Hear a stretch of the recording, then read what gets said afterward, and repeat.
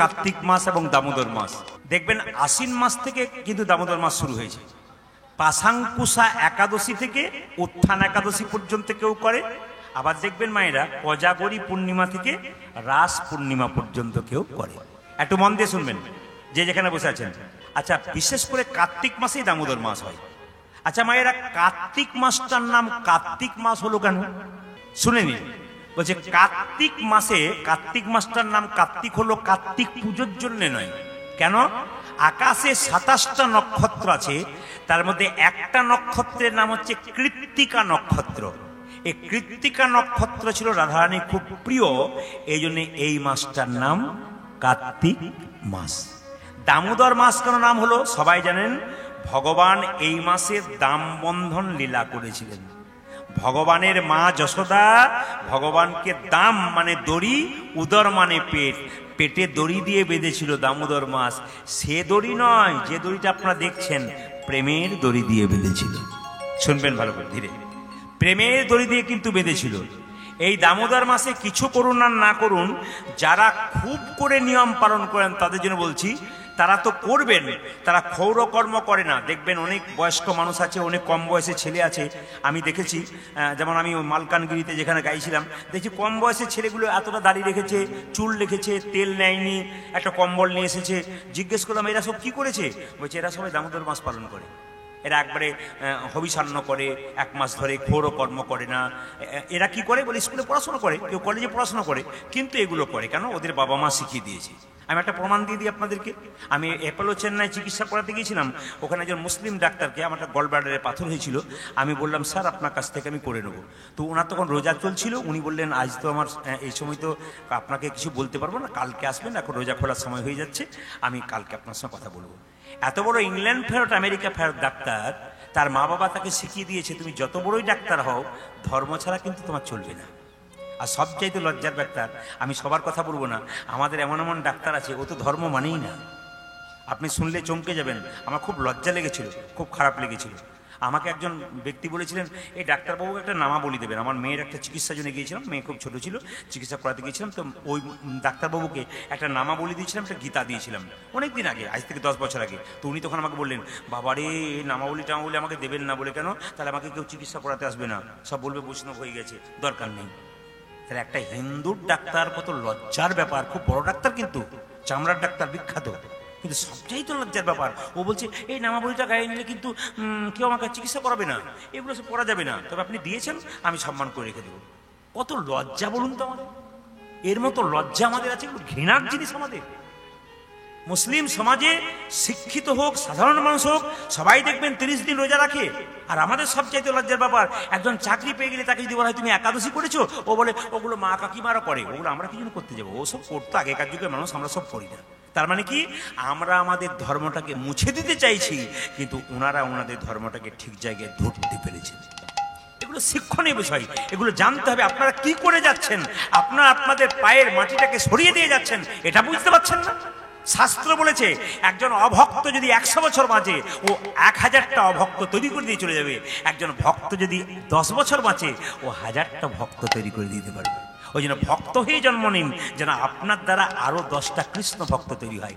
আপনার মুখ থেকে কোনো নিন্দা যেন না হয়, এটা মাথায় রাখবেন। কোনোদিন কোনো জিনিস শোনার পর আপনার মুখ থেকে কোনো নিন্দা যেন, ভগবানের নিন্দা যেন না হয়। আপনি কেমন শুনলেন? ভালো, কৃষ্ণ কথা হরি কথা সবসময় ভালো। এই যদি মানুষকে হতে পারে, তাহলে পবিত্র জীবনযাপন তিনি করবেন, তাকে সবাই সম্মান করবে। আর যে নিন্দা করে করে বেড়ালো, বলবে এই লোকটা খুব নিন্দুক, একে আমার ভালো লাগে না, এটা স্বাভাবিক কথা।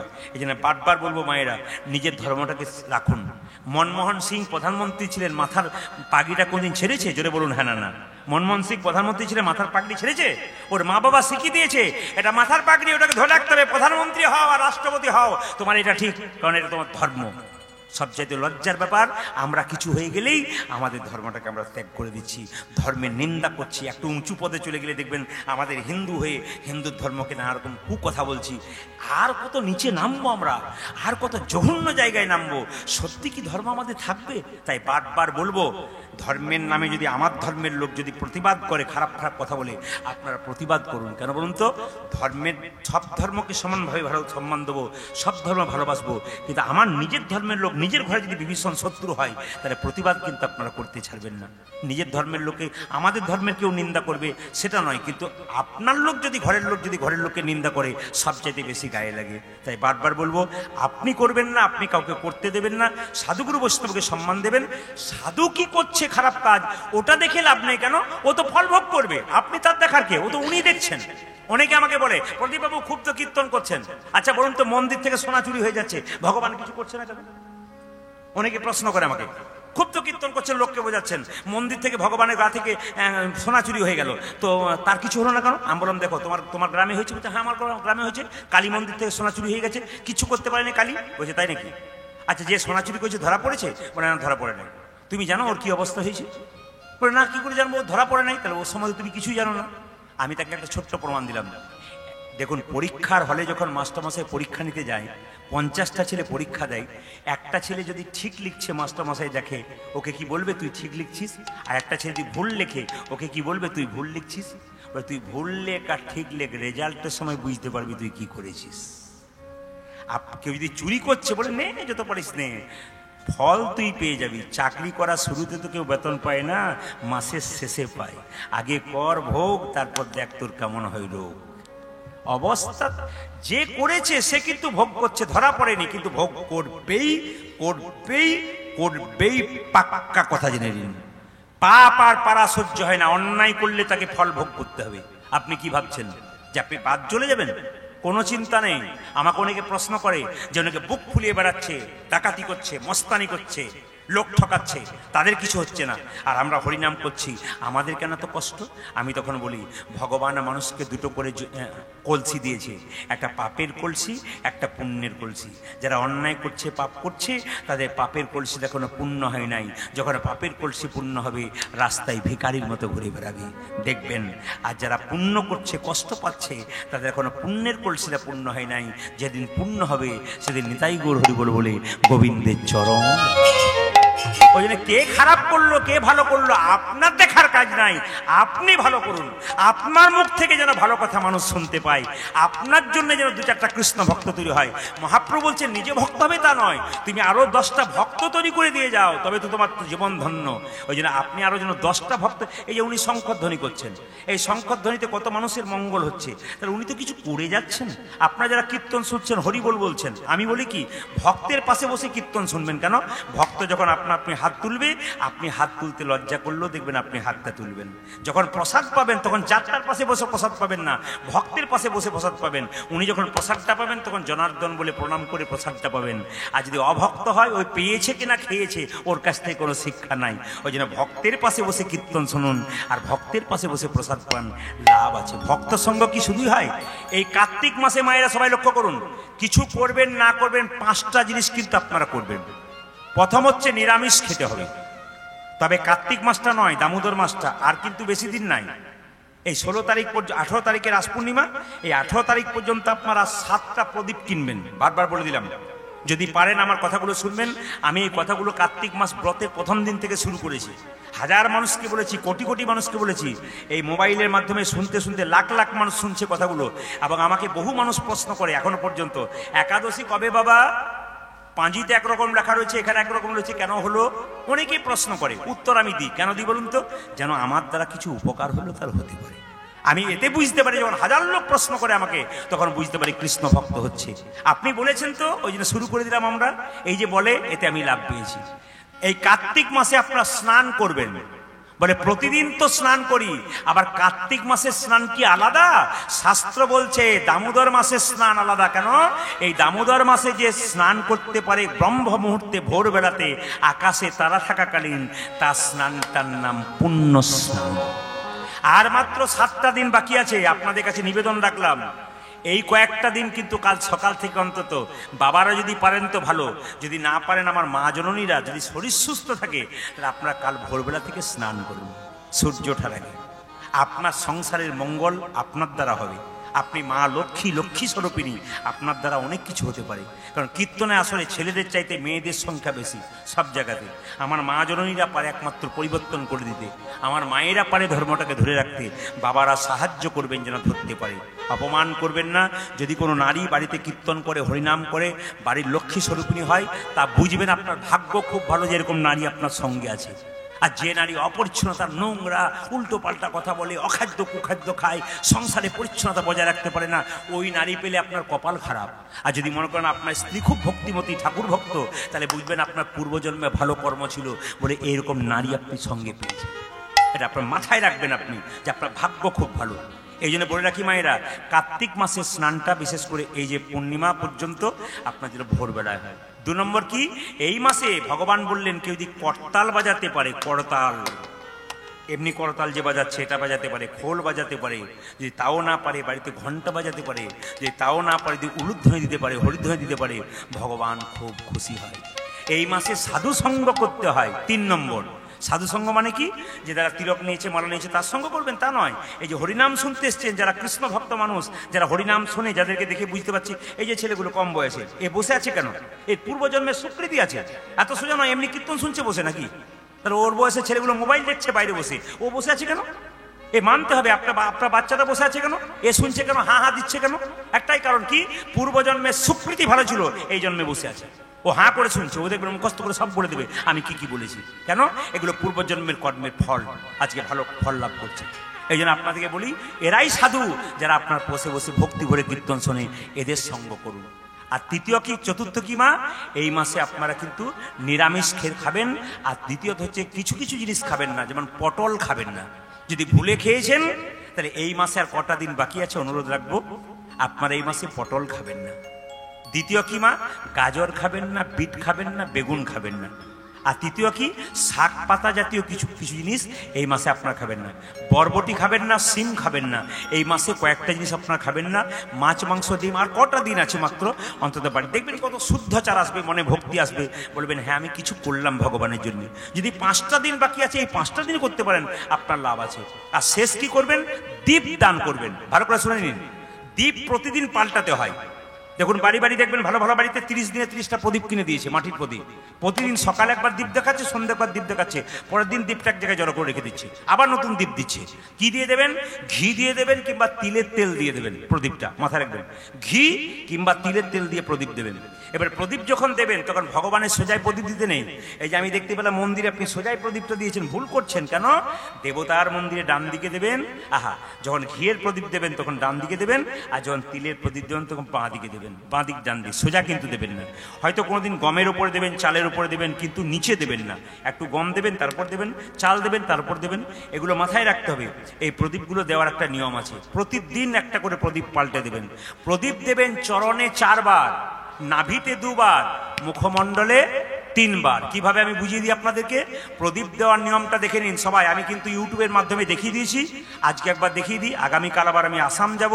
আসামের মায়েরা গত বছর যে আসরটা করেছিলাম, সে আসরে প্রায় 15 থেকে 20 হাজার মানুষ হয়েছিল। অনেককে জায়গা দিতে পারেনি, তাই বললো প্রদীপবাবু বহু লোক আপনাকে দেখতে পারেনি, পাইনি আপনাকে, বহু লোক পালিয়ে গেছে, জায়গা পায়নি, এবছর আবার আপনাকে আসতে হবে। যারা আসতে পারেনি, জায়গা পায়নি, তাদেরকে একবার শোনাবো বলে বেশ ঠিক আছে আমি আবার যাবো। ওই জন্য কালকে আমি আবার যাচ্ছি। আপনাদের কাছে নিবেদন রইল, অনেক আসরে দেখিয়ে দিয়েছি। যখন আপনি প্রদীপ দেখাবেন তখন ওং ওং লেখেন, কেমন ওং এরকম করে লেখেন না। প্রদীপ দেখার নিয়ম হচ্ছে এইরকম। যে কোনো মন্দিরে প্রদীপ দেখাবেন, প্রদীপ হচ্ছে এইরকম। প্রদীপ এরকম নয় কিন্তু, প্রদীপ হচ্ছে এরকম ওং লেখার মতো। ভালো করে দেখে নিন সবাই, ওং ওং, এইভাবে ওং। তাহলে চরণে কবার দেখাবেন, ভগবানের চরণে 4 বার এইভাবে। নাভিতে কবার, 3 বার। এই কবার হলো মা, নাভিতে 2 বার। কবার হলো, নাভিতে কবার, 2 বার নাকি, 6 বার। আর মুখমণ্ডলে কবার, 3 বার। কবার হলো, 9 বার। আর মাথা থেকে পা পর্যন্ত, মাথা থেকে পা পর্যন্ত নিচু উঁচু করে 7 বার। 9 আর 7 কত হলো, 16। আপনি 16 বার দেখাবেন, তারপর 16 কলাই পরিপূর্ণ হয়ে যাবে। তবে প্রদীপ দেখাবেন, তার সঙ্গে একটা জিনিস যদি দেখান প্রতিদিন, এতে বিরাট লাভ আছে। তুলসীর কাঠ কেটে যদি তার মধ্যে তুলো দিয়ে ঘিয়ের প্রদীপ, ওই তুলসীর কাঠ দিয়ে দেন, তাহলে ভগবান আরো খুশি হন। অনেক বলে তুলসী কাঠ পোড়াতে হয়। হ্যাঁ হ্যাঁ, ভগবান খুব খুশি হয় যে তুলসী কাঠের মধ্যে একটু তুলো দিয়ে তাতে ঘি দিলেন, সেই তুলসী কাঠটা প্রদীপ ওং লিখে লিখে ওং ওং ওং দেখিয়ে দেখি যদি আপনি 16 বার দেখালেন, ভগবান খুব খুশি হয়ে যায়। ওই জন্য বারবার বলবো, এই দামোদর মাস আপনারা পালন করুন, আপনাদের লাভ আছে। এই মাসে যারা প্রকৃত নিয়ম পালন করে, তারা সাবান মাখে না, তারা তেল মাখে না। শুনলে চমকে যাবেন, কি সাবান মাখে জানেন? ময়লা হয়ে যায়, গা গন্ধ করে, ওরা নদীর মাটি নেয়। আগেকার মায়েরা মাটি দিত না, নদীর মাটি গায়ে নেয়। যদি নদী কাছে না থাকে, তাহলে তুলসী মন্দিরে যে মাটিটা থাকে ওই মাটি নয়, তুলসীর ছায়া যেখানে পড়ে সেখানকার মাটিটা, তুলসীর ছায়া যতদূর পর্যন্ত পড়ে সেখানকার মাটি নিয়ে গায়ে মাখে। কত নিয়ম পালন করে দেখুন, ক্ষৌর কর্ম করে না, তেল মাখে না, কত নিকৃষ্ট সাধন করে জীবনে থাকে, কত ত্যাগ স্বীকার করে থাকে। এই মাসটাতে যদি আপনি ভালো ভালো জায়গায় যান না, তাহলে দেখবেন হিন্দু ধর্মের মানুষরা কি করছে ভগবানের জন্য, আর আমরা কি করলাম? আমরা কিছুই করতে পারলাম না, শুধু দেখেই গেলাম। কলমে কালি না থাকলে কলমের কোনো দাম থাকে না। কলম যতই দামি হোক, কিছু মনে করবেন না, কলম যতই দামি হোক, কলমে যদি কালি না থাকে কলমের কোনো দাম থাকে না। একজন লোক প্রচুর টাকার মালিক, 10টা তার ঘরে চাকর আছে, কিন্তু সেই মানুষটা যদি বিবেক না থাকে, তাহলে ওই লোকটার কোনো দাম না থাকে না। একটা মানুষ যদি মানুষ করে জন্ম নিয়েছে, তার বিবেক না থাকে, একটু ভালোবাসা না থাকে, তাহলে কিন্তু সেই মানুষটা কোনো দাম নেই।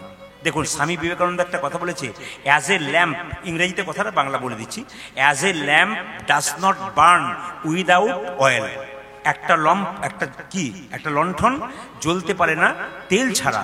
As a so a man can not live without god. যেমন একটা প্রদীপ তেল ছাড়া জ্বলতে পারে না, ঠিক সেরকম একজন মানুষ ভগবান ছাড়া বাঁচতে পারে না। একজন মানুষ যদি ভগবানকে, দেখুন বড় বড় জায়গায় যারা আছে, হাই কোয়ালিটি পোস্টে যারা আছে, সবাইকে দেখবেন কৃষ্ণ ভক্ত। আমি তার প্রমাণ দিয়ে দিই। আমার এলাকাতে একজন ডাক্তারবাবু আছে, প্রত্যেকদিন 200 রুগী দেখে, এবং পাঞ্জাবি পাতলুম পরে যায়, কোনোদিন প্যান্ট শার্ট পরে না। তো উনি 200 রুগী দেখেন, উনি বলেন গোবিন্দের কৃপায় আমি 200 রুগী। উনি কিন্তু ভালো ডাক্তার, একবার MBBS ডাক্তার, এবং কোনোদিন কিন্তু শুধুমাত্র পাঞ্জাবি পাজামা পরে, প্যান্ট শার্ট পরে না, সুন্দর চিকিৎসা করে, ফেল হয় না চিকিৎসাতে।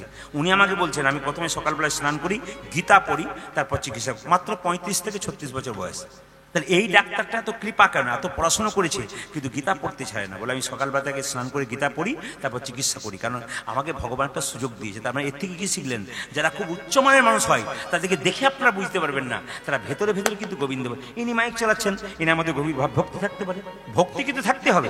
উনি ওখানে বসে আছেন, ওনার মধ্যে নিশ্চয়ই ভক্তি আছে, আপনি খুঁজে পাবেন না, কিছু একটা ভক্তি আছে, নইলে উনি বসে থাকবেন কেন? পূর্বজন্মের কৃপা আছে ওনাদের মধ্যে আছে বলেই কিন্তু হচ্ছে। শুধু জাগাতে হবে, ভেতরে সবারই কৃষ্ণ ভক্ত ভাবটা আছে, শুধু জাগাতে হবে। যা জেগে গেছে তার লাভ আছে। আর আপনি জাগতে পারলে আপনার ছেলেও দেখবেন একদিন আপনার পথের প্রতীক হবে, খুব খুশি হবেন আপনি, আপনার জীবন সুন্দর হবে। প্রতিটি মানুষের জীবনে প্রতিটি মানুষের জীবনে যোগ হয়, প্রতিটি মানুষের জীবনে বিয়োগ হয়, প্রতিটি মানুষের জীবনে গুণ হয়, আবার প্রতিটি মানুষের জীবনে ভাগ হয়। একটু মন দিয়ে শুনতে পারলে বুঝতে পারবেন। আপনারা যখন যোগ করেন, বাচ্চারা যোগ করে, 2 আর 2 জোরে বলুন 4। আচ্ছা, 7 থেকে 5 বাদ দিলে বিয়োগ হলো কত? 2। তাহলে ওটা বিয়োগ হয়ে গেল। গুণ কত? 3 দুগুণে 6। 10কে 5 দিয়ে ভাগ করলে 5 দুগুণে 10। তাহলে যোগও হলো, বিয়োগও হলো, গুণও হলো, ভাগও হলো। আপনি কি যোগ করবেন? কথাগুলো শুনবেন, যদি নিতে পারেন আপনার লাভ আছে। কারণ আমি তো এই 4 দিন যেখানে ছিলাম, 20-25 হাজার মানুষ, এত বৃষ্টিতে গাড়ি দেখলে মাথা খারাপ হয়ে যাবে। 4 চাকা গাড়ি জায়গা দিতে পারছে না, এত মানুষের ভিড়, প্রচুর লোক ঘুরে যাচ্ছে। তো সেখান থেকে এসে এই ছোট্ট একটি আসর খুব ভালো লাগছে আমার, যেন বাড়িতে গাইছি। আমার এই এলাকাতে, রায়দিঘি এলাকাতে তো আমি সবাইকে প্রায় চিনি, এবং আমি এখানে বাজারে একবার এসেছিলাম, কমিটি এনেছিলেন, 2 বার এসেছিলাম মনে হয়, বহুদিন আগে একবার এসেছিলাম। তো যাই হোক, আশা আমার নয়, কম আশা নয়, আসি আমি। এখন সময় দিতে পারি না সব দিকে। যা কিনি জগদ্ধাত্রীর কৃপা একদিন ফোন করলেন, বলেন ঠিক আছে মাঝে চলে যাব। সবাই লক্ষ্য করুন, যোগ। যোগ কি করতে হবে? গোবিন্দের সঙ্গে নিজেকে যোগ করতে হবে। যার ভগবানের সঙ্গে যোগ নাই, তার জীবনে কোনো লাভ নাই। যিনি আমাদের টাকার ওপরে একজনের ছবি থাকে, তার নাম কি? রবীন্দ্রনাথ ঠাকুর নাকি? হ্যাঁ। না না, আপনারা বললেন মহাত্মা গান্ধী, 2-4 জন বলছে হ্যাঁ। কি ভক্তি করে বলছে। হ্যাঁ, তাহলে টাকার ওপরে যার ছবি তিনি কে বলুন তো, জোরে বলুন। তার নাম হচ্ছে মহাত্মা গান্ধী। ইনি টাকার ওপরে ছবিটা এমনি এমনি হয় নাই। মহাত্মা গান্ধী সকালবেলায় ঘুম থেকে উঠে, তিনি এলাহাবাদ কোর্টের ব্যারিস্টার ছিলেন। যারা সামান্য পড়াশুনো করে ছোট্ট একটা চাকরি পেয়ে নিজেকে রয়্যাল বেঙ্গল টাইগার মনে করেন, তাদেরকে বলে রাখি, মন দিয়ে শুনবেন। তাই তো নিতাই চাঁদ গৌর হরি প্রত্যেকটা জীবের দ্বারে হরিনাম দিচ্ছেন। কিভাবে? অধম পতিত জীবের দ্বারে দ্বারে গিয়া, অধমে পতিত জীবে দাঁড়ি দাঁড়ি গিয়া, অধম পতিত জীবের দ্বারে দ্বারে গিয়া, আজি অধম পতিত জীবে দাঁড়ে দাঁড়ে গিয়া, মহামন্ত্র হরিনামে দিচ্ছেন বিলাইয়া, আজ মহামন্ত্র হরিনামে দিচ্ছেন বিলাইয়া, যে মহামন্ত্র হরিনামে দিচ্ছেন বিলাইয়া, আজি মহামন্ত্র হরি নামে দিচ্ছেন বিলাইয়া, যারে দেখে তারে বলে দন্তে তৃণ ধরি, যারে দেখি তারি বলে দন্তে তিন ধরি, যারে দেখে তারে বলে দন্তে তৃণ ধরি, আজি যারে দেখে তারে বলে দন্ত তৃণ ধরি, আমারে কিনিয়া লহ বল গৌর হরি আজ হরি, আমার কিনে লহ বলে গৌর হরি, আমারে কিনিয়া লহ বল গৌর আজি হরি। আমাদের কিনিয়া লহ বল গৌর হরে, কে কি নিবি রে, কে কি নিবিড়ি, কে কি নিবি রে, তোরা কে কে নিবি রে, যা চাইবি তাই পাবি, কে কি নিবি রে, তোরা যা চাইবি তাই পাবি, কে কি নিবিড়ি,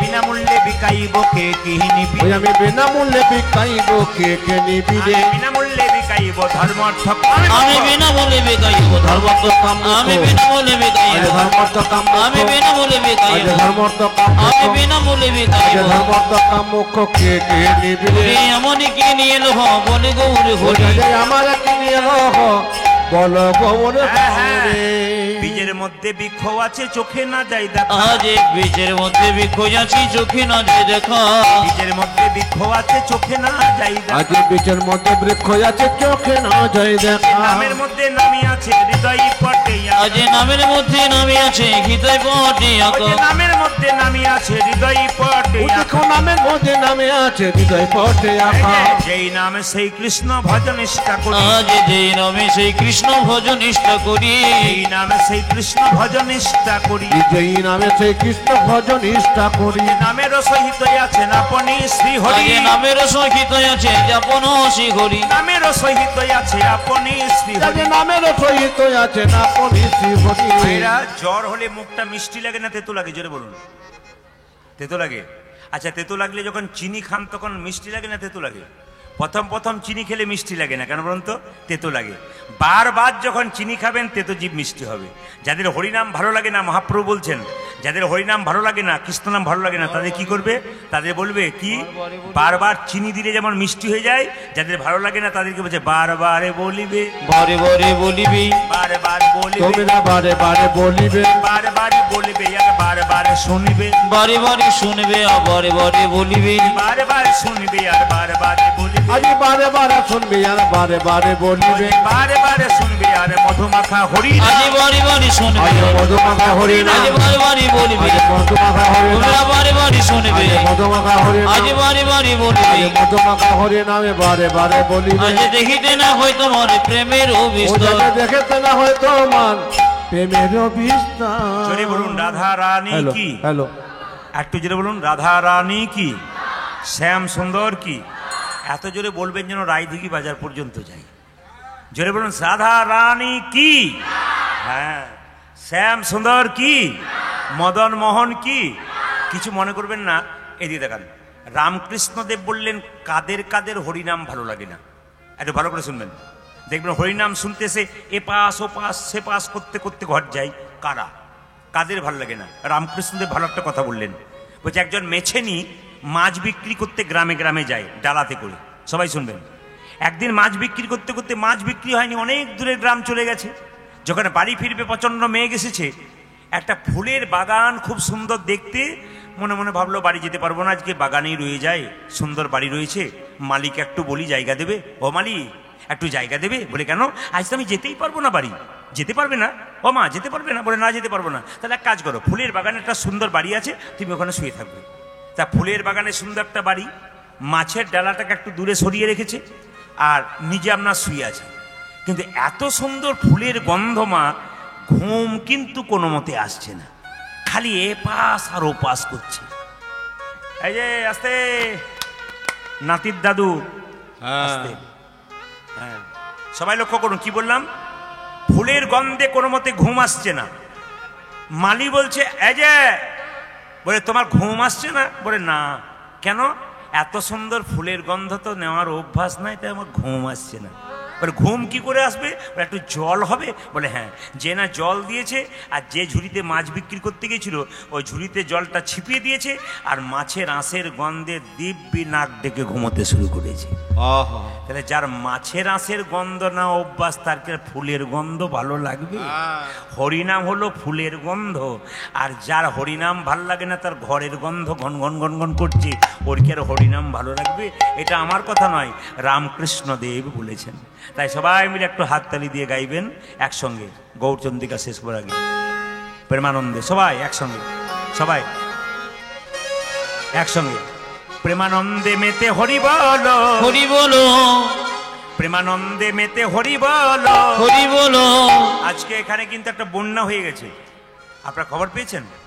এই জায়গাতে হরিনামের বন্যা। কেন? আপনারা ভক্ত এসছেন। প্রেমানন্দে মেতে হরি বলো, হরিনামের বন্যা যে এলো। প্রেমানন্দে মেতে হরি বলো, হরি নামে বন্যা যে এলো। প্রেমানন্দে মেতে হরি বলো, হরি নামে বন্যা যে এলো। প্রেমানন্দে মেতে হরি বলো, হরি নামের বন্যা যে এলো। প্রেমানন্দে মেতে হরি বলো, হরি নামে বন্যা যে এলো। এমন এমন বন্যা দেখি নাই শুকনোতে তলাই, ডুবলো দেশের নর নারী জাতি বিচার নাই। এমন বন্যা দেখি নয় শুকনো তলায়, ডুবলো দেশে নর নারী জাতের বিচার নয়। এমন বন্যা দেখি নাই শুকনোতে তলাই, ডুবলো দেশের নর নারী জাতির বিচার নাই। এমন বন্যা দেখি নাই শুকনোতে তোলায়, ডুবলো দেশে নর নারী জাতির বিচার নাই। দেখো হরিদাস, দেখো হরিদাস, দেখো হরিদাস, কাজীর ছেলে সেও বুঝি ডুবলো। দেখো হরিদাস, দেখো হরিদাস, দেখো হরিদাস, সে কাজের ছেলে সেও বুঝি ডুবলো না। হরিদাস, দেখো হরিদাস, কাজীর ছেলে সেও বুঝি ডুবলো ভাই। ও দেখো হরিদাস, দেখো হরিদাস, কাজী ছেলেতেই বুঝি ডুবলো। প্রেমানন্দে মেতে হরি বলো, হরি নামের বন্যা। প্রেমানন্দে মেতে হরি বলো, হরি নামে বন্যা যে এলো। ও প্রেমানন্দে মেতে হরি বলো, হরি নামে বন্যা যে এলো। নয়নানন্দিতে নন্দিতে ভনে, ভনে সেই তো সকলই জানে, সকলে জনে সর্বসিদ্ধি করতলে করতলে তো।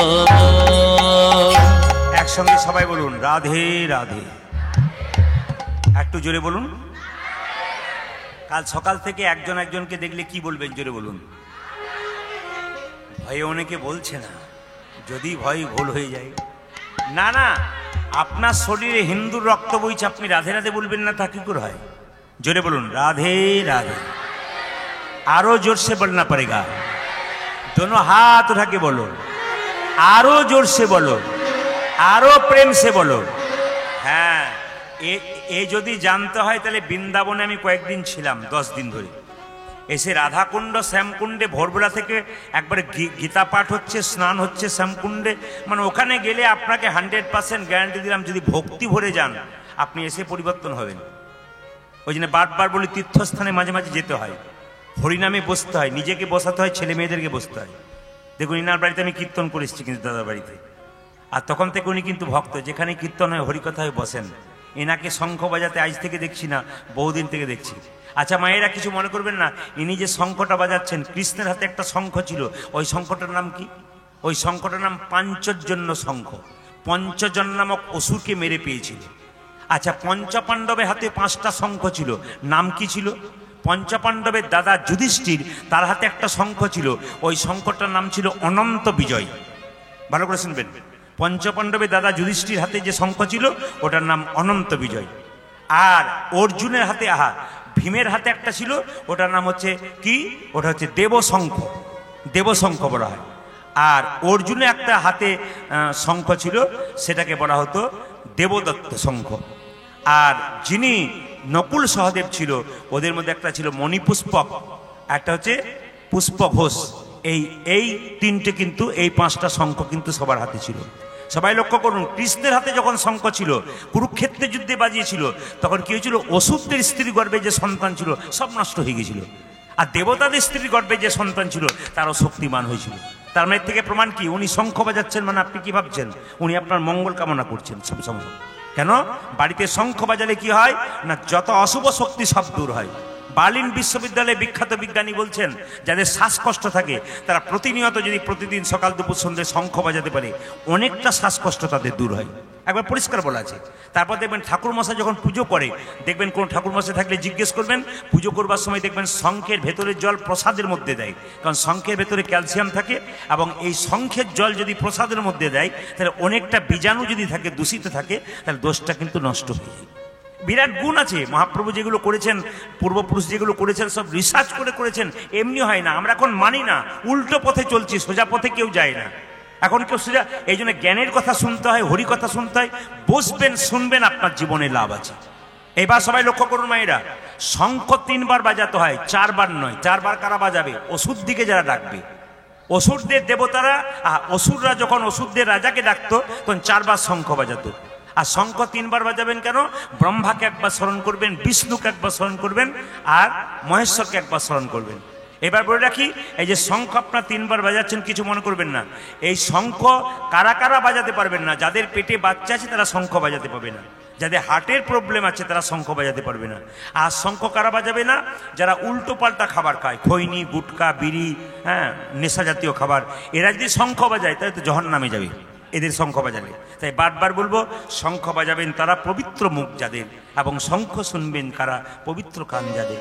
ভগবানের জন্য শঙ্খ বাজাবেন। চলুন একবার জোরে বলুন, রাধে রাধে। শুনতে খুব ভালো লাগছে, কিন্তু এই সুরটা ভালো লাগছে। আমি কিন্তু গত 4 দিন ধরে ওই মালকানগিরি, মানে একবারে উড়িষ্যা রাজ্যে প্রচুর মানুষ এসেছিল, তাদেরকে একসঙ্গে বললাম কি বলতে হবে, একসঙ্গে 10,000 লোক বলছে রাধে রাধে। এত সুন্দর পরিবেশটা তৈরি হয়েছে। আমি সব জায়গায় চাই আপনার সকালে উঠে রাধে রাধে বলুন। আমি সম্প্রীতি বজায় রাখতে চাই, মুসলিম, হিন্দু, খ্রিস্টান, জৈন সকলকে ভালোবাসতে চাই, সকলের ধর্মকে ভালোবাসতে চাই, সকল মানুষকে ভালোবাসতে চাই। সম্প্রীতি বজায় রাখুন, ভালোবাসা বজায় রাখুন, ভালোবাসতে শিখুন। কে আপনাকে ভালোবাসলো না, ওটা সে ভালোবাসলো না, কিন্তু সে যে তাকে ভালোবাসছে না ও বুঝছে না। আপনি যাকে ভালোবাসছেন আপনাকে ভালো না বাসে, উনি বুঝবেন। আপনি তৈরি থাকুন, আপনার কাজ করুন, তিনি আছেন, পাক্কা কথা।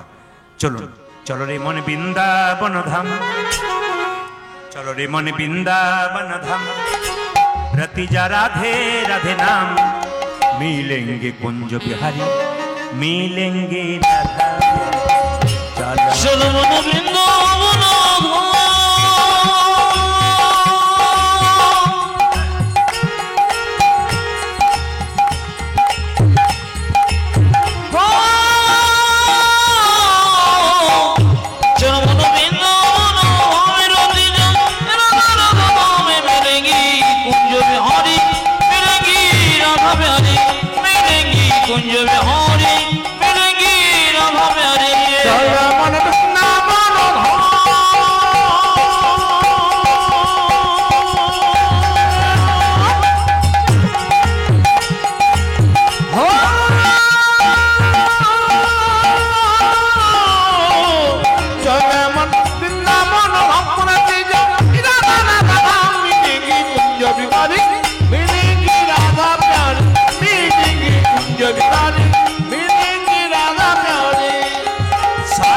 से प्रिय वृंदावन धाम है, सबसे मीठो मधुसी राधा नाम है।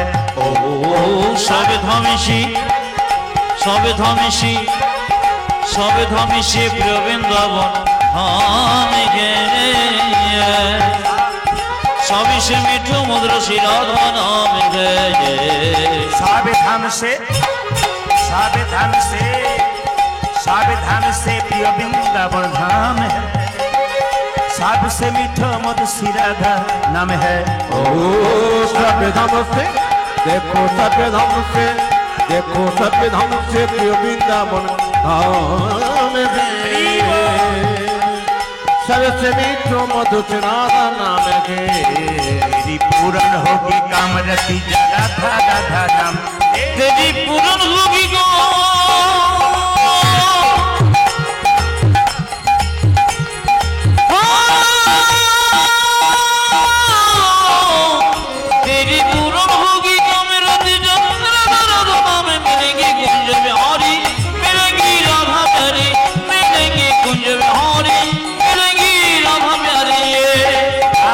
से जमुना में नहाएंगे, परिक्रमा करके जीवन सफल बनाएंगे।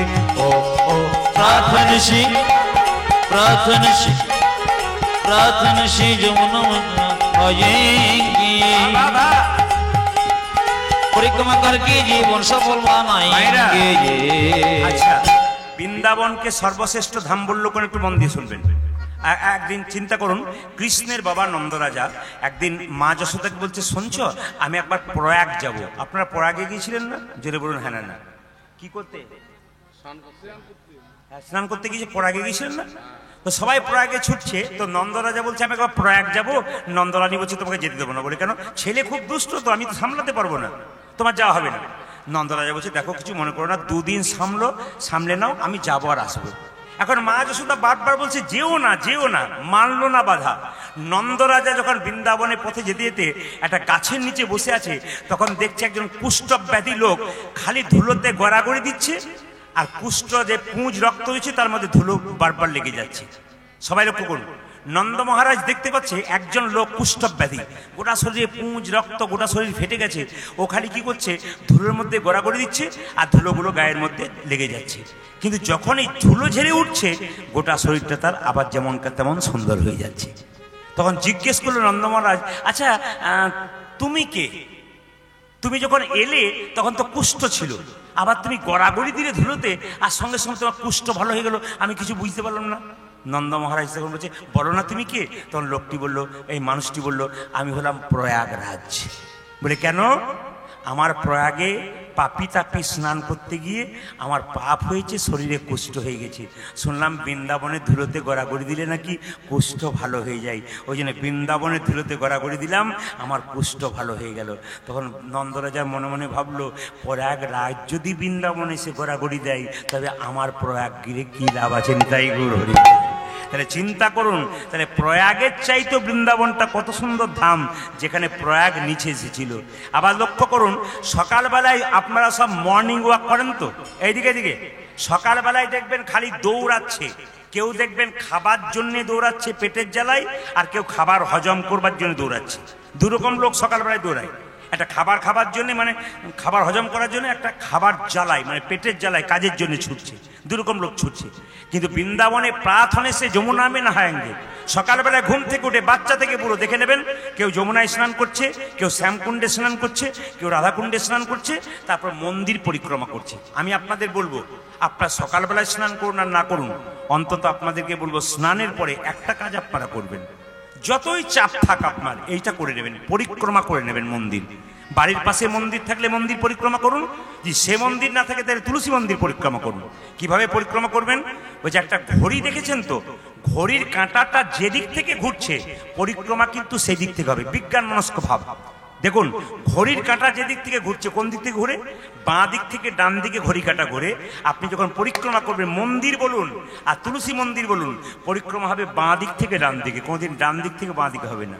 ঘড়ির কাঁটা যেদিক থেকে ঘুরছে সেভাবে। তাই পণ্ডিত বলে দেখো, প্রার্থনে সে যমুনা মে নহায়েঙ্গে, পরিক্রমা করকে জীবন সফল বানায়েঙ্গে। ও প্রার্থনে সে, ও দেখো প্রার্থনে সে, প্রার্থনে সে, देखो प्रत्यखने से जमुना में नहाएंगे, परिक्रमा करके जीवन सफल बनाएंगे। पूर्ण होगी कामरति राधा राधा नाम, तेरी पूर्ण होगी कामरति राधा राधा नाम, तेरी पूर्ण होगी कामरति राधा राधा नाम, तेरी पूर्ण होगी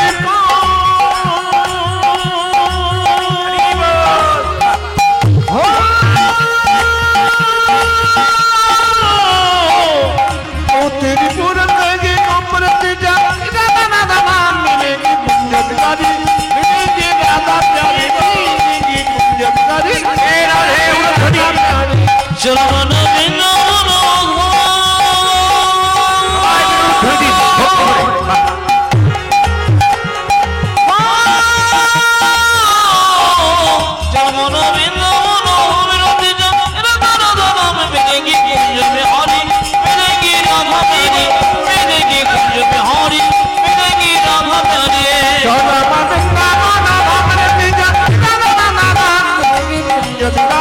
मिलेंगी राधा प्यारी, मिलेंगी कुंज बिहारी, मिलेंगी राधा प्यारी। রাধা রানী কি।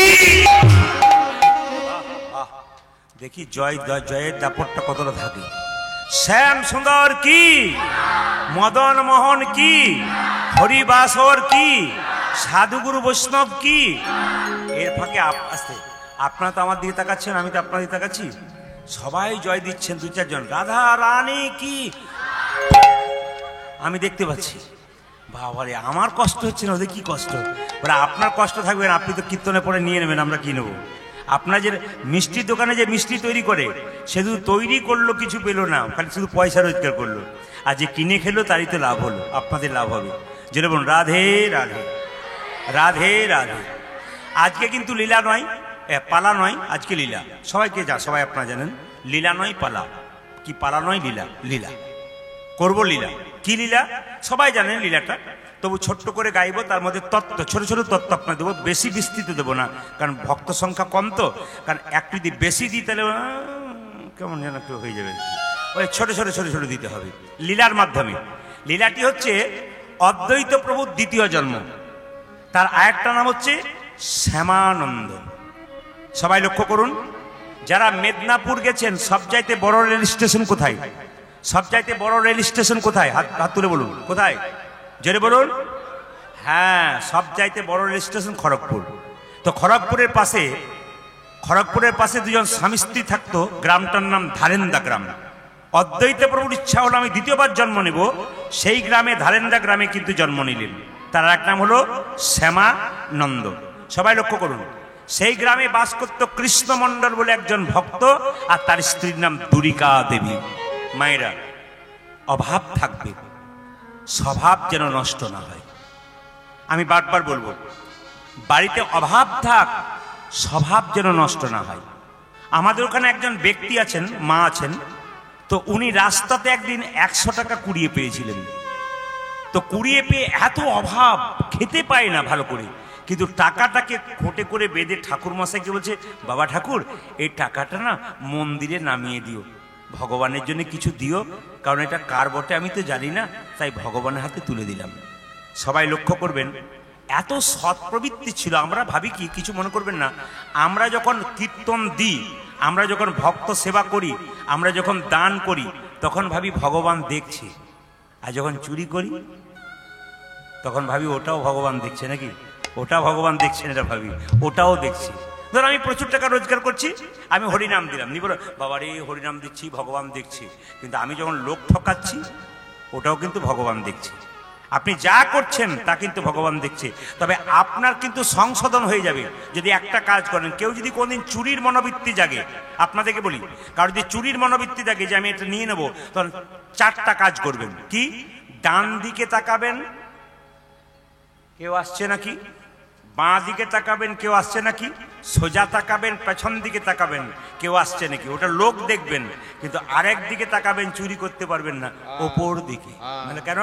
ওখানে একজন আছে, তিনি কিন্তু দেখছেন, তার খাতাতে নাম কিন্তু আপনার উঠছে। একবার 100%। ওই জন্য কোনো অন্যায় কাজ করার আগে যদি কেউ মনে করে যে আমি অন্যায় করছি, তবে উনি মানুষ হয়ে গেলেন। আর যদি মনে করেন আমি বেশ করছি, আরো করব, বুঝবেন উনি মানুষ হচ্ছেন না, উনি অমানুষ হয়ে যাচ্ছেন। আপনি কাউকে একটা খারাপ গাল দিয়ে দিয়েছেন, দেওয়ার পর বাড়িতে গিয়ে যদি ভাবেন আমি খুব একটা ভালো করলাম না গো, লোকটা কিছু বললো না, খারাপ গাল দিয়ে দিলাম, বয়স্ক মানুষ, না না কাল সকালবেলায় গিয়ে বলবো কাকাবাবু আমার খুব অন্যায় হয়ে গেছে। যদি এই বিবেক কারো জন্মায়, তাহলে বুঝে নেবেন আপনি মানুষ হয়ে গেছেন। আর যদি মনে করেন বেশ করেছি, আরো বলবো, কালকে আরো বলবো, জানবেন আপনি অমানুষ, মানে জানোয়ার হয়ে যাচ্ছেন। ওই জন্য বারবার বলবো, নিজেকে সংশোধন করতে গেলে আপনার বিবেকটাকে আগে জাগ্রত করতে হবে। তো ধারেন্দা গ্রামে দুজন স্বামী স্ত্রী, স্বামীর নাম কৃষ্ণমণ্ডল, মনে রাখবেন কিন্তু কৃষ্ণমণ্ডল। স্ত্রীর নাম কি বললাম মায়েরা? দুরিকা দেবী। দুজনে মিলে প্রত্যেক দিন ভগবানের কাছে কি করে? ভগবানের গুণগান করে। এত অভাব, কোথা নারায়ণ শ্রী মধুসূদন, ওগো দেখা দাও দেখা দাও চক্রধারী। কোথা নারায়ণ শ্রী মধুসূদন, দেখা দাও দেখা দাও চক্রধারী। কোথা নারায়ণ শ্রীমধুসূদন দেখা দাও চক্রধারী।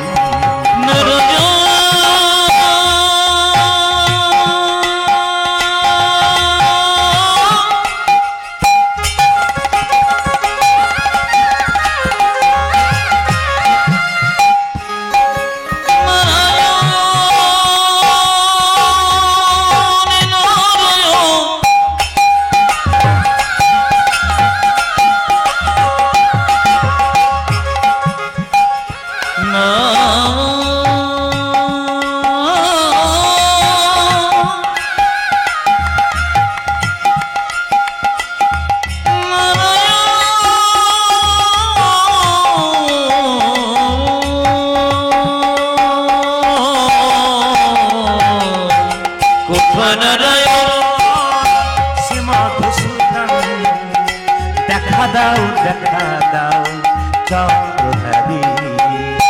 কোথা নারায়ণ শ্রীমধুসূদন দেখা দাও চক্রধারী। তোমার চরণ পেছিয়ে জীবন, তোমার চরণে সফিছি কি জীব, তোমারে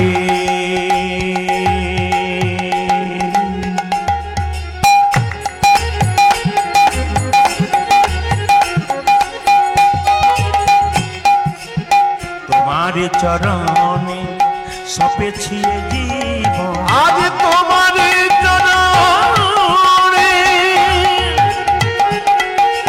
সপেছি জীবন। তুমি অকুলের কান্ডারি, তোমার চরণে সফিছি কি জীব, তুমি কোনে কান্দারে যে নারায়ণ শ্রীমধুসূদন দেখা দাও চক্রধারী।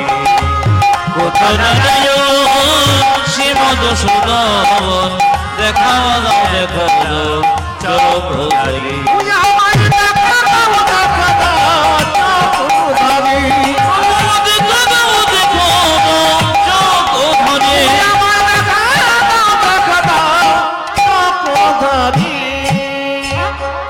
মায়েরা দেখুন, কিছু মনে করবেন না, অভাব আস্তে আস্তে এই দেখবেন, স্বামী স্ত্রী থাকবেন আস্তে, পাশে কোনো গল্প নয়, বাচ্চাকে নিয়ে গল্প করবেন না।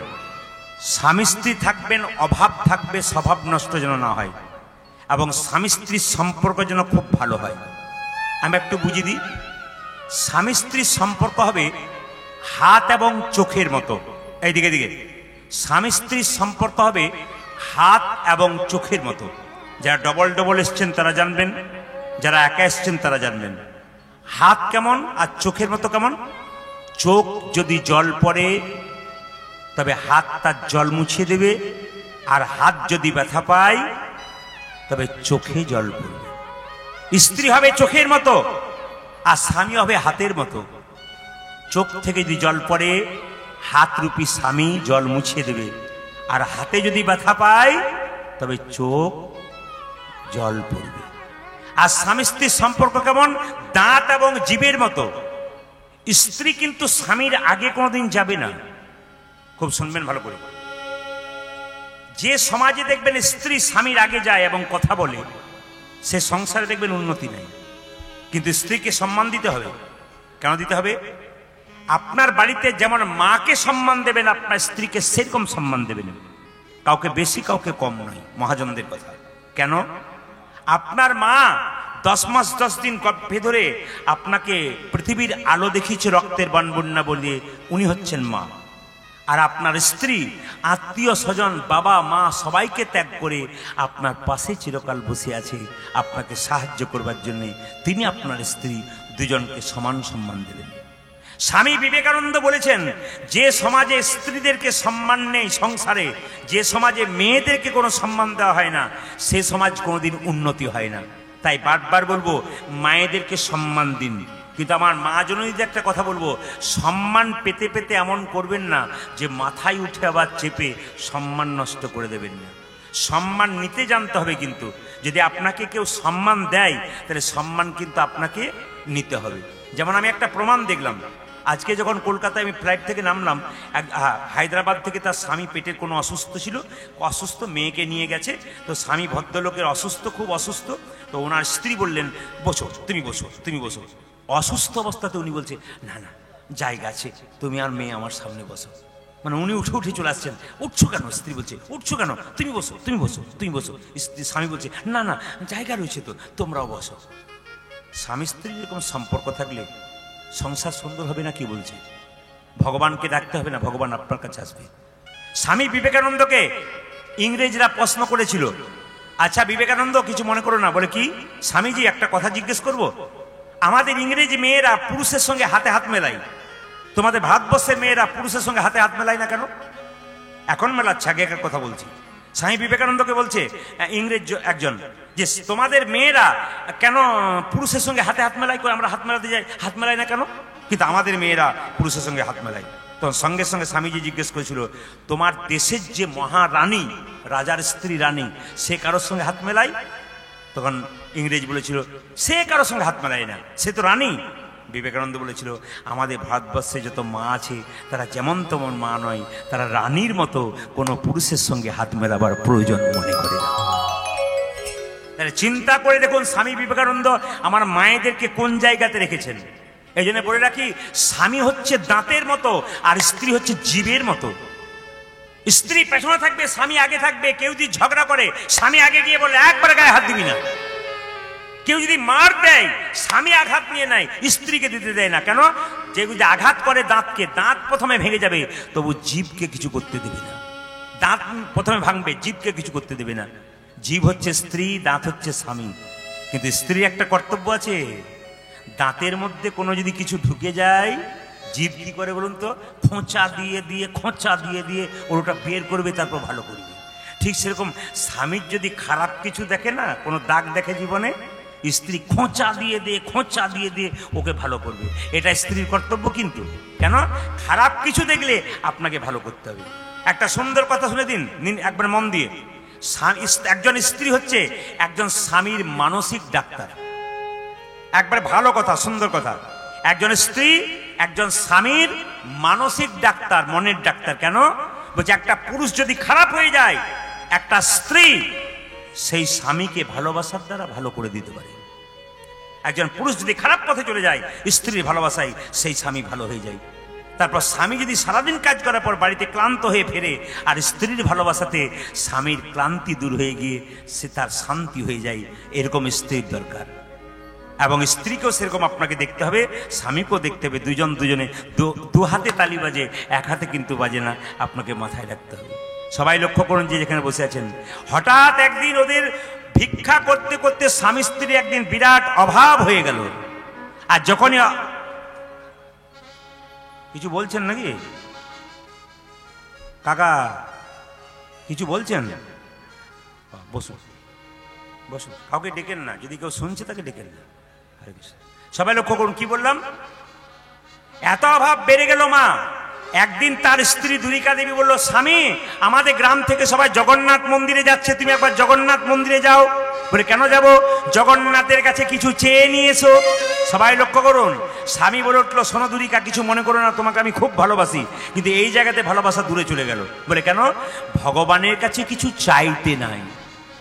যে চাই সে অল্প পায়, আর যে চাই না এত পাই ভাবতেই পারে না।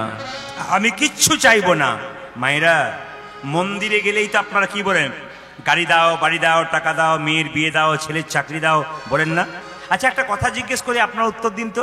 এই কীর্তন শুনে যখন বাড়ি যাবেন, হঠাৎ করে ভগবান যদি আপনাকে একা পেয়ে বলে যে আচ্ছা তুমি 100 বছর 100 বিঘা সম্পত্তি নিয়ে 100 বছর বাঁচতে চাও না আমাকে চাও, আপনারা কোনটা চাইবেন? কৃষ্ণ যদি বলে যে 100 ভরি সোনা নিয়ে, কোনো মাকে যদি বলে 100 ভরি সোনা নিয়ে 100 বছর বাঁচতে চাও না আমাকে চাও, আপনারা কি বলবেন? জোরে বলুন। এখন বলছেন কৃষ্ণকে চাই, একা পেলে বলবেন তোমাকে চাই না, আমি ওগুলোই চাই। 100% একবারে। লক্ষ্য করুন, দুলিকা দেবী চালাক বলল, না না, তুমি অন্তত একবার যাও জগন্নাথ মন্দিরে, কিছু চাইতে হবে না, জগন্নাথ দর্শন তো হবে। কৃষ্ণমণ্ডল বলল, ঠিক আছে, তাহলে এক কাজ করি, তুমি যখন বলছো, তখন গ্রামের লোক যাচ্ছে, আমিও চললাম কোথায়, জগন্নাথ মন্দিরে, কিন্তু আমি কিছু চাইবো না। আরে বাবা, চাইতে হবে না, তীর্থে তো যাওয়া হবে। চলে গেল কে, কৃষ্ণমণ্ডল, গাইতে গেছে যাচ্ছে, জয় জগন্নাথ জয় জগন্নাথ, জয় জগন্নাথ জয় জগন্নাথ, জয় জগন্নাথ জয় জগন্নাথ, জয় জগন্নাথ জয় জগন্নাথ, জয় জগন্নাথ, জয়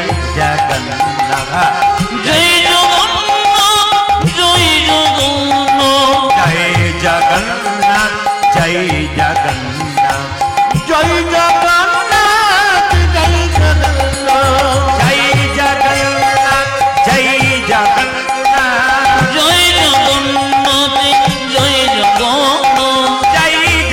জগন্নাথ জয় জগন্নাথ, জয় জগন্নাথ, জয় জগন্নাথ, জয় জগন্নাথ,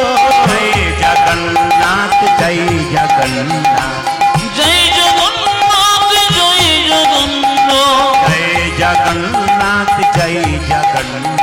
জয় জগন্নাথ, জয় জগন্নাথ, জগন্নাথ স্বামী জগন্নাথ স্বামী নয়ন পথগামী, নয়ন পথগামী, জগন্নাথ স্বামী স্বামী নয়ন পথগামী, আজি জয় জগন্নাথ জয় জগন্নাথ, জগন্নাথ জয় জগন্নাথ, জয় জগন্নাথ, জয় জগন্নাথ, জয় জগন্নাথ জয় জগন্নাথ, আজি জয় জগন্নাথ জয় জগন্নাথ, জয় জগন্নাথ, জয় জগন্নাথ, জগন্নাথ দেব কি জয়। মায়েরা। আচ্ছা মায়েরা, জগদ্ধাত্রী কিছু মনে করবেন না, কটা হাত দেখতে পেলেন? 4টে হাত দেখতে পেলেন। তো মা জগদ্ধাত্রী 4টা হাতের মধ্যে একটা হাতে কি আছে বলুন তো, মা দিকের ওপরে হাতটাতে, জোরে বলুন। দেখতে সবাই গেলেন, কিন্তু মাকে কেউ দেখলেন না, খালি দেখা হলো মাত্র। আমাদের হিন্দুদের সবচেয়ে দুঃখ এবং লজ্জার ব্যাপার এটাই, আমরা দেখতে যাই দেবদেবীকে, কিন্তু দেখা হয় না, শুধু দেখে নিলাম। আস্তে দেখুন গিয়ে, মায়ের বাঁ হাতের ওপরে শঙ্খ আছে, আর নিচে দেখবেন একটা ধনুক আছে, ভালো করে লক্ষ্য করে দেখবেন। আর মায়ের ডান হাতের ওপরে একটা চক্র আছে, আর নিচের যে ডান হাত, নিচের হাত, ওটার মধ্যে একটা পঞ্চক বাণ আছে।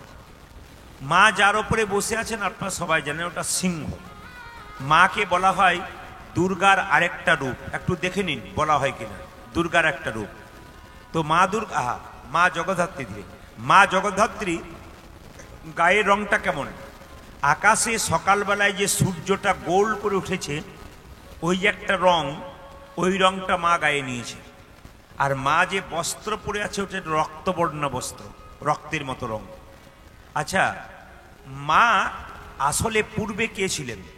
বলছে 2 থেকে 2.5 বছর আগেকার কথা, সুলপানি বলে একজন ব্যক্তি ছিলেন, উনি একটা বই লিখেছিলেন কেলো উপনিষদ। ভালো করে শুনবেন, মায়ের সম্বন্ধে কীর্তন শুনছেন, শুনে নেবেন। সুলপানি বলে একজন ব্যক্তি ছিলেন, গুণী ব্যক্তি, উনি একটা বই লিখেছিলেন, সেটার নাম হচ্ছে কেলো উপনিষদ। তাতে পরিষ্কার করে লেখা আছে যে পূর্বে মায়ের নাম ছিল উমা হৈমাবতী। এই যে জগদ্ধাত্রী পুজো করছেন না, এনার আগে নাম ছিল উমা হৈমাবতী। এই উমা হৈমাবতী কিন্তু পরবর্তী ক্ষেত্রে মা জগদ্ধাত্রী রূপে পুজো হয়।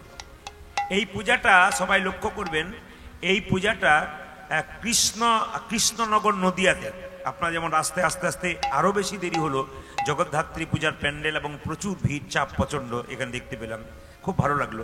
তো সবাই লক্ষ্য করুন, যদি আপনারা কৃষ্ণনগর যান, তাহলে কৃষ্ণনগরে রাজা কৃষ্ণচন্দ্র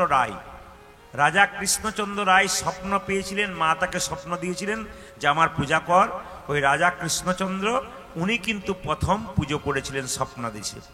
তারপর লক্ষ্য করুন, এখন মোটামুটি কৃষ্ণনগরে যদি পূজা দেখেন তখনকার দিনে 200 বেশি ছিল, এখন তো প্রায় 2000 হয়ে গেছে। তারপর সেই পূজাটা আস্তে আস্তে গেল আপনার হুগলির চন্দননগরে। ওইখানে কিন্তু একজন বিখ্যাত চাল ব্যবসায়ী, তার নাম হচ্ছে ইন্দ্রনারায়ণ চৌধুরী, তিনি কিন্তু পূজাটা প্রথম প্রতিষ্ঠা করেন। একবারে ঠিক কৃষ্ণনগরে যেভাবে হয়েছিল সেইভাবে পূজাটা কিন্তু করেছিলেন। তাহলে উমা হৈমাবতী সবাই লক্ষ্য করুন, মা জগদ্ধাত্রী আগের নাম ছিল উমা হৈমাবতী, তিনি কিন্তু এখন জগদ্ধাত্রী রূপে এলেন। তো তিনি শুধুমাত্র আপনার আমার মঙ্গল করবে তা নয়, জগতের সকলের মঙ্গল করবেন জগদ্ধাত্রী। এবং নবমী পূজাতে পরিষ্কার করে যে রাখুন, আজকের দিনে যদি মায়ের এই আপনাদের ভাগ্য ভালো যে মায়ের কাছে বসে আপনারা কীর্তন শুনতে পাচ্ছেন এবং মায়ের কাছে রাত জাগতে পাচ্ছেন। তাছাড়া দেখুন, এই মাসটা চলছে দামোদর মাস, এই মাসে কেউ যদি কীর্তন শুনতে পারে, হরিকথা শুনতে পারে, তবে অন্য মাসে যে হরিনাম শোনেন, এই মাসে যে শোনেন, তার 1000 গুণ ফল লাভ বেশি করবেন। এই মাসে কেউ যদি হরিনাম বা ভাগবত শোনে না, অন্য মাসে শুনলে যে লাভ হয় তার 1000 গুণ ফল লাভ হবে এই মাসে। আমি আপনাদের বলে দেবো কিছুক্ষণ পরে, আমি এই মাসটা সম্পর্কে ব্যাখ্যা করে দেবো। আসুন, মহাপ্রভু নবদ্বীপের মাটিতে এলেন আমাদের মতো অধম জীবকে হরিনাম দেওয়ার জন্য। শ্রী গৌরাঙ্গ মহাপ্রভু এলেন, শ্রী গৌরাঙ্গ প্রেমের ঠাকুর, প্রেম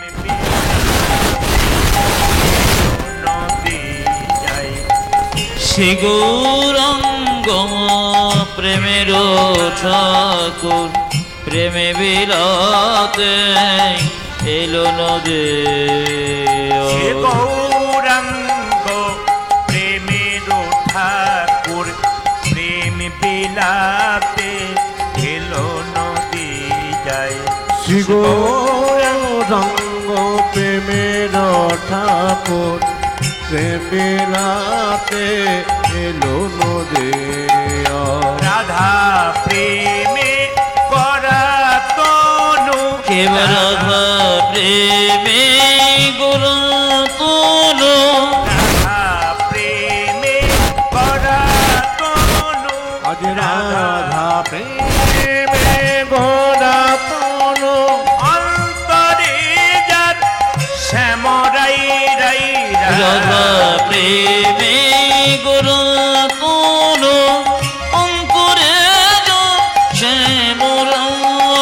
শ্রী গৌরাঙ্গ প্রেমের ঠাকুর, প্রেম বিলাতে এলো গুলধ্বনি।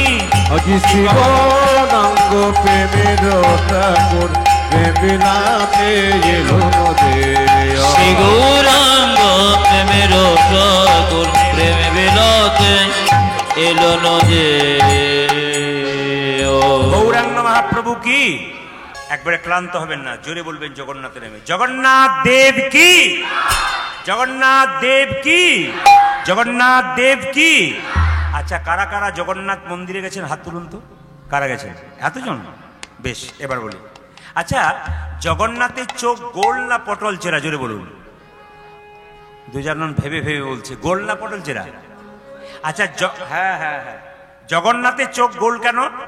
ভিখারি গেলেও যা, জমিদার গেলেও যা, আবার দেখবেন কিছু মনে করবেন না, দরিদ্র গেলেও যা, আর ভদ্রলোক গেলেও যা, ব্রাহ্মণ গেলেও যা, শূদ্র গেলেও যা, তিনি জগতের নাথ, তিনি জগন্নাথ।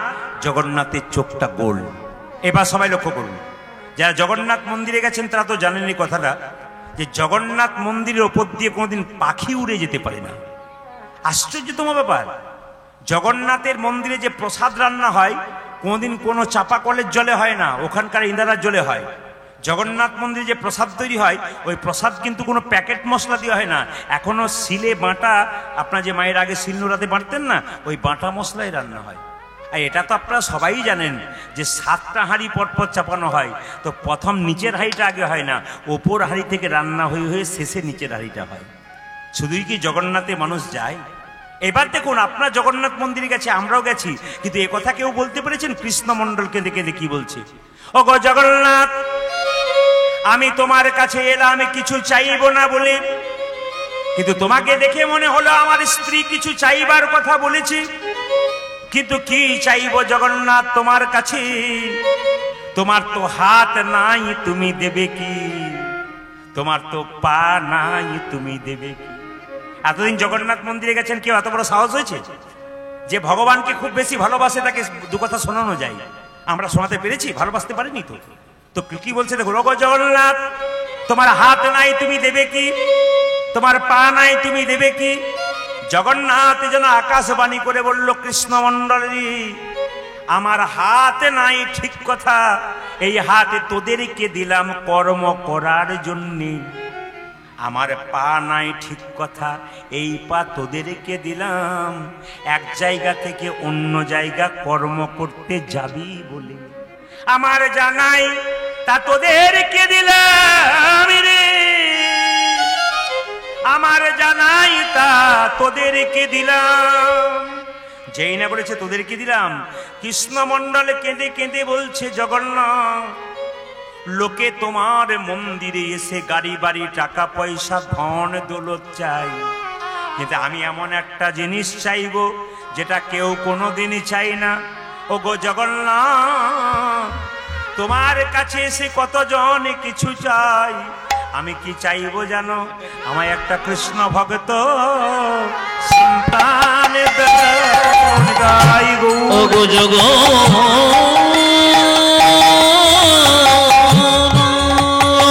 ভাই ভক্তি ভরে অনুরোধ করে দিন, আপনার বাড়ি বাড়ি কৃষ্ণ ভক্ত সন্তান।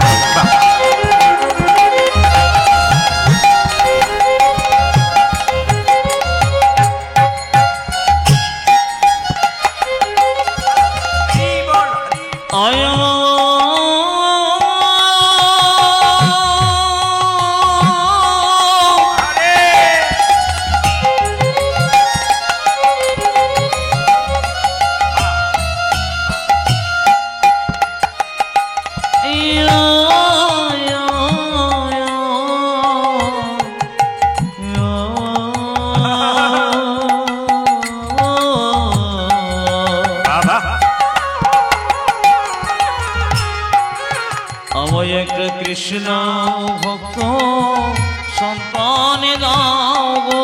এই অভিলাষ আমার মনে, কৃষ্ণ ভক্ত সন্তান দাও। আমার মনে প্রাণ ভরে নাম গাইতে পারি,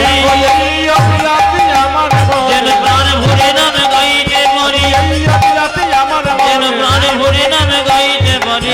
কৃষ্ণ ভক্ত সন্তান দাও গে। মায়েরা এই দিয়ে তাকান, আমি আপনাদের বলবো, ছেলে হোক আর মেয়ে হোক, কৃষ্ণ ভক্ত সন্তান করুন।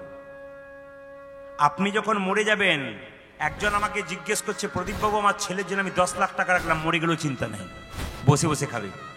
বললাম 10 লাখ টাকা তো দিলেন, কিন্তু আপনার ছেলেকে কেমন তৈরি করে দিলেন? এইরকম না এইরকম? যদি এরকম তৈরি করে দেন তাহলে ভালো, আর যদি এরকম তৈরি করে দেন যা আছে তা তো গেল, বরং আরো কিছু এনে সব নিতাই গুরু হরিবল করে দেবে। তাহলে আমি অবশ্যই একটা ভালো কথা, আপনাদের এখানে কোনো মাতাল নাই না, আপনাদের হাসিতেই বুঝতে পারছি পার্টি ধারে ধারে কোথাও আছে দোকানটা। না না, এটা সব জায়গাতেই আছে। কালকে মালকানগিরিতে এত ভক্ত সব তিলকমালা নিয়ে বসে আছে, কীর্তন শুনছে, ভক্তি ভরে হাত তুলছে। আশ্চর্য একটা জিনিস দেখলাম, কি জানেন? ওনারা বসে আছেন কিন্তু আমার দিকে তাকাচ্ছেন না। খুব দারুণ জিনিস দেখলাম, 10-15 হাজার মানুষ বসে আছে কিন্তু আমার দিকে তাকাচ্ছে না, শুধু বাচ্চাগুলো তাকাচ্ছে, চুপচাপ বসে আছে এরকম করে, খালি মাথা নিচু করে শুনছে। এই চুপচাপ একবার সবাইকে দেখছি মাথাটা নিচু করে, এত সুন্দর বলতে মজা লাগছে যে একটা একটা করে বলে যাচ্ছে, আহা করছে আর জড়িয়ে ধরছে আর মাথাটা নিচু করে বসে আছে। 10-15 হাজার মানুষ একবার স্টপ, কারোর সঙ্গে কোনো কথা নেই, একবারে পরিবেশ শান্ত শিষ্ট, কোনো শব্দ নেই, এত সুন্দর পরিবেশ।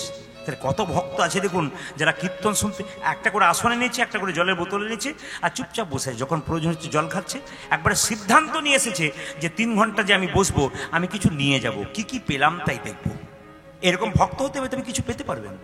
আমি আপনাদের বলে যাই, ছেলেকে মেয়েকে কৃষ্ণ ভক্ত তৈরি করে দিয়ে যান। আপনার ছেলেকে মেয়েকে পড়াশোনা করান, উচ্চশিক্ষায় শিক্ষিত করান, কিন্তু বিবেক তৈরি করান। কেন?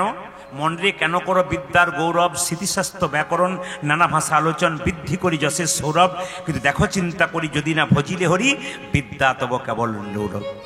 আইজাক নিউটন এত বড় বিখ্যাত বিজ্ঞানী, ভগবানকে বিশ্বাস করতেন।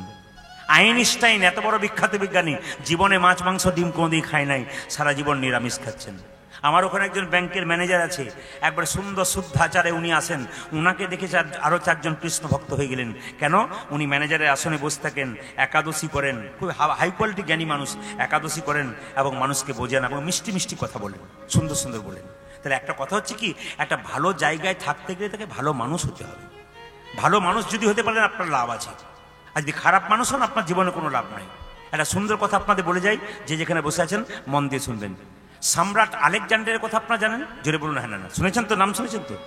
দেখুন, ভারতবর্ষ নয়, সারা পৃথিবীতে 7 ভাগ, একটা সম্পত্তিকে 7 ভাগ করলে 1 ভাগ করলে যে অংশ হয় সেই অংশের মালিক ছিল সম্রাট আলেকজান্ডার। দেখুন কত টাকার মালিক। আমরা তো 2-5 লাখ টাকা, 20 লাখ টাকা, 1 কোটি টাকা হয়ে গেলে আমাদের অহংকার হয়ে যায়। সম্রাট আলেকজান্ডার বলছে পৃথিবীতে যত সম্পত্তি ছিল তাকে 7 ভাগ করলে 1 ভাগের মালিক হচ্ছে কে? সম্রাট আলেকজান্ডার। তিনি মারা গিয়েছিলেন কোথায়? ব্যাবিলন শহরে একটা মশার কামড়ে। ভালো করে শুনবেন। তো যখন মারা গেছেন, মারা যাবেন, তখন শুয়ে আছেন বেডে, তখন মন্ত্রীকে বললেন, মন্ত্রী আমি যখন মরে যাব তখন মৃত্যুর আগে একটা কাজ করবে। বলে কি? আমি মরে গেলে আমার মৃতদেহটা 4 জন ডাক্তার যেন কাঁধে করে নিয়ে যায়। আমি মরে গেলে 4 জন ডাক্তার যেন আমার মৃতদেহটা কাঁধে। মন্ত্রী বলছে, স্যার লিখে নিলাম, আপনি যখন মরে যাবেন তখন 4 জন ডাক্তার আপনার দেহটাকে কাঁধে নিয়ে যাবে। আচ্ছা আর কি করবো স্যার? আর একটা কাজ করবে।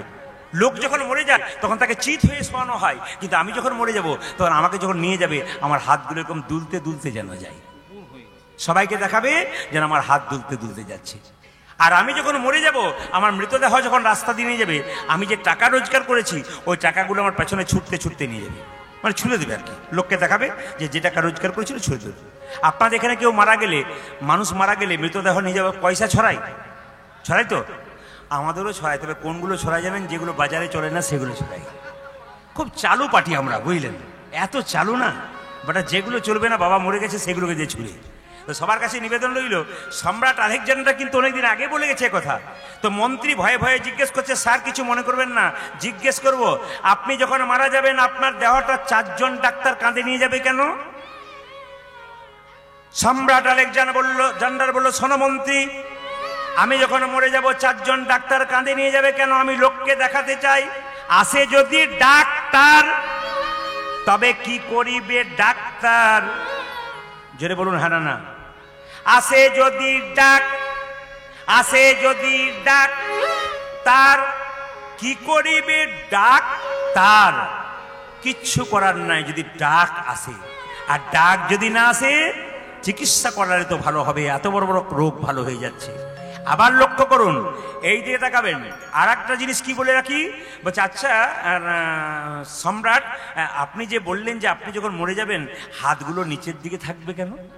আমি সংসারকে দেখাতে চাই, আমি সম্রাট আলেকজান্ডার খালি হাতে এলাম, আমি খালি হাতে যে এলো, আবার যাবার সময় খালি হাতে গেলাম, আমি যাবার সময় খালি হাতে গেল। আমি কি নিয়ে এলাম আর কি নিয়ে গেলাম? আমি যা করলাম তাই এইখানেই রেখে গেলাম, শুধু এলাম আর গেলাম, কোনো লাভ হলো না। আপনাদের এই সামনের ঘটনা, আমার বাড়ির সামনে একটা ঘটনা। আপনাদের এই বিষ্ণুপুর এই শ্মশানঘাটটাকে কি বলে? রেলের কাছে বিষ্ণুপুর তো নাকি? বিষ্ণুপুর শ্মশানঘাট, একবারে চমকে যাবেন। খুব সুন্দর ঘটনা, শুনে নিন। আমি একদিন দেখে নিয়েছি, আমার বাড়ির সামনে একটা লোক, আমার তখন ক্লাস 7-এ পড়ি, একজন ব্যক্তি আমাদের বাড়িতে এসছে, বলছে মা, আমার মাকে বলছে মা কিছু খাবার হবে। যখন খাবারটা দিতে যাচ্ছে তখন দেখতে পাচ্ছি, আমি 7-এ পড়ি তো, দেখতে পাচ্ছি ও খাচ্ছে আর এদিকে বেরিয়ে যাচ্ছে, এইখানে মুখে খাচ্ছে আর এখান থেকে বেরিয়ে যাচ্ছে, মানে গোড়াটা ফুটো হয়ে গেছে। এখন তো মানুষ যদি হতো তাহলে ভেলোর চেন্নাই চলে যেত, যাবারই কথা। আপনার খাবারটা যদি এদিকে বেরিয়ে চলে আসে, আপনি ভেলোর চেন্নাই যাবেন না চিকিৎসা করাতে? অবশ্যই যাবেন আপনি, কিন্তু তার তো কোনো পয়সা নেই, গরিব মানুষ তো, ভিখারি তো। তো দেখছি আমাদের বাড়িতে এসেছে, তো ভাতগুলো খাচ্ছে আর এদের থেকে বেরিয়ে যাচ্ছে। তখন আমার মা বলছে, হ্যাঁ গো তোমার ভাতগুলো বেরিয়ে যাচ্ছে ওইদিকে, আরে তুমি খাবে কি, সব তো বেরিয়ে যাচ্ছে। হ্যাঁ হ্যাঁ হ্যাঁ, খাচ্ছে, এরকম করে ধরে আছে, ভেতরে চলে যাচ্ছে। আপনার শুনে চমকে যাবেন। 3 মাস পর দেখলাম আবার আমাদের বাড়িতে এসছে, আমার মায়ের কাছে, মা খাবার হবে, দেখলাম ঘাটা ছোট হয়ে গেছে। জিজ্ঞেস করলাম, হ্যাঁ গো, তোমার ঘাটা এত বড় ছিল, ভাতগুলো বেরিয়ে যাচ্ছিল, তোমার ছোট হয়ে গেল কি করে? তখন বলছে, ওই সামনে একজন ডাক্তার আছে, মানে কোয়াক ডাক্তার আর কি, বলছে ওর কাছ থেকে কটা ট্যাবলেট নিয়েছিলাম, দয়া করে দিয়েছিল, আস্তে আস্তে ভালো হয়ে গেল। ভেলোর চেন্নাই যেতে হয় যার জন্যে। গোবিন্দের কি কৃপা দেখুন, যদি ডাক্তারের যদি তার ডাক না আসে তবে সে বেঁচে যায়। আর একটা কথা আপনাদের বলে যাই, বলছে আমি যখন মরে যাব আমার পেছনে টাকা পয়সা ছড়াবি কেন জানিস? দেখাবি সম্রাট আলেকজান্ডার এত সম্পত্তির মালিক, কত মেয়ের স্মৃতির সিঁদুর কেড়ে নিয়েছে, কত বাচ্চার বাবাকে কেড়ে নিয়েছে, রাজ্যত্ব করবার জন্যে, রাজ্য অধিকার করবার জন্যে, কিন্তু শেষে আমি কি নিয়ে গেলাম? সব ছড়িয়ে দিবি যেন দেখতে পাই আমি কিছুই নিয়ে যাই। আপনাদের বিষ্ণুপুরের ঘটনা। আমি একদিন চা খাচ্ছি, বছর 4 আগের কথা। এরা বললো, দাদা ওখানে চা দোকান আছে, ফলের দোকানের সামনে দেখলে চা দোকান আছে, এবার চা খেয়ে নিয়ে একটু। বললাম ঠিক আছে, চা খেয়ে নাও।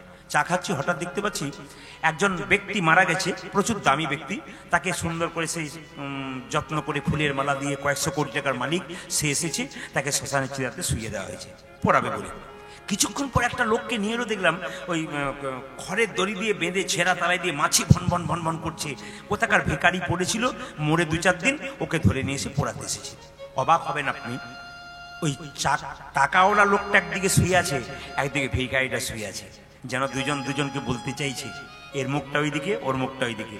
আমি এদেরকে বললাম, দেখো দুজন দুজনকে বলতে চাইছে। ভিখারিটা বলছে, বাবু কতবার তোমার বাড়িতে গেছি, বাবু বাবু বলেছি, তুমি আমাকে দূর দূর করে তাড়িয়ে দিয়েছো। তুমি বাবু ছিলে, আমি ভিখারি ছিলাম। আজকে তাকিয়ে দেখো, তুমি এক পাশে শুয়ে আছো, আমি এক পাশে শুয়ে আছি। আসার সময় তুমি যেমন এসেছিলে আমি তেমন এসেছিলাম, যাবার সময় তুমি যেমন গেলে আমি তেমন গেলাম। মাঝখানে শুধু তুমি বড় লোক আর আমি গরিব লোক।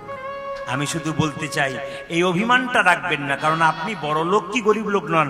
আপনি বড় লোক তখন হবেন, বড় মানুষ হবেন, যখন মানুষকে ভালোবাসতে শিখবেন। আপনি এমন কিছু কাজ করুন যখন আপনি পৃথিবী থেকে যাবেন, লোকে যেন বলতে পারে, আহ মানুষটা খুব ভালো ছিল গো, জানবেন ইনি যাচ্ছেন স্বর্গে। আর আপনার মৃত্যুর পর কেউ যদি বলে, বেটা দুষ্ট লোক ছিল, গ্রামটাকে জ্বালিয়ে দিয়ে গেছে, মূল্য ভালো হলো, জানবেন ইনি যাচ্ছেন নরকে। জন্ম হোক যথা তথা, কর্ম হোক ভালো। কৃষ্ণমণ্ডল কেঁদে কেঁদে যেই না বলেছে, একটা কৃষ্ণ ভক্ত সন্তান দাও, অমনি জগন্নাথ দেব আকাশবাণী করে বলল, কৃষ্ণ যা তোকে দিলাম। কৃষ্ণমণ্ডল জগন্নাথকে প্রণাম করে বলছে, তাহলে আসি প্রভু। এই বলে প্রণাম করে নিজের বাড়ির দিকে যাচ্ছে। আর যেতে যেতে গাইছে, যশোদার দুলা যশোদারি দোলা, তুমি বজের রাখাল, তুমি ব্রজের রাখো, বৃন্দাবন মন যশোদার দোলা, ব্রজের রাখো, বৃন্দাবন মন হারে। তুমি যত তোলার ব্রজের রাখাল, বৃন্দাবন ধন হারে। যশোদার দুলাল বজের রাখাল, বৃন্দাবন মন হারে। তুমি যশোদার দোলা, ব্রজের রাখো, বৃন্দাবন মন হারে। গোপী জনা বল্লভ রাধিকা রমণ, গোপী জন বল্লভ রাধিকা রমণ।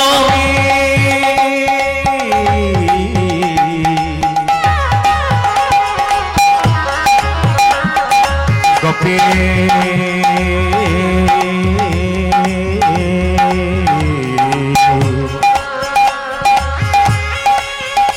গোপী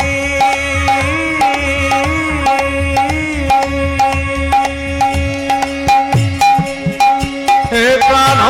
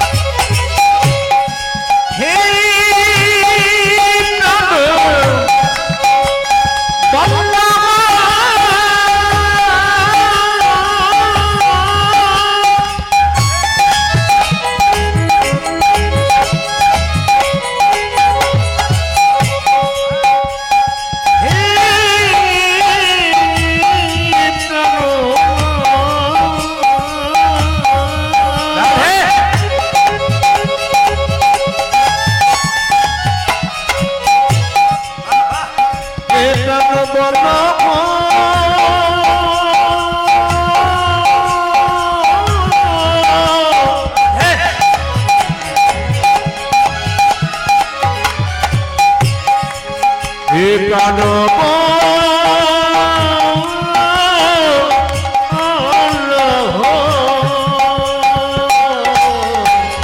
গোপী জন বল্লভ রাধিকা রমণ জন বল্লভ রাধিকা রমণ তুমি গোপী জন বল্লভ রাধিকা রমণ বিত্ত বিত্ত মনোহরি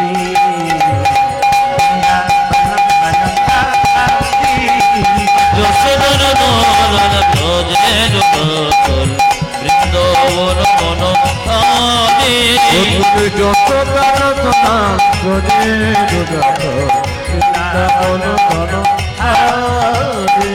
যশোদর দুলন ব্রজে জনতল বৃন্দাবন মনোহরি আজ বৃন্দাবন ধন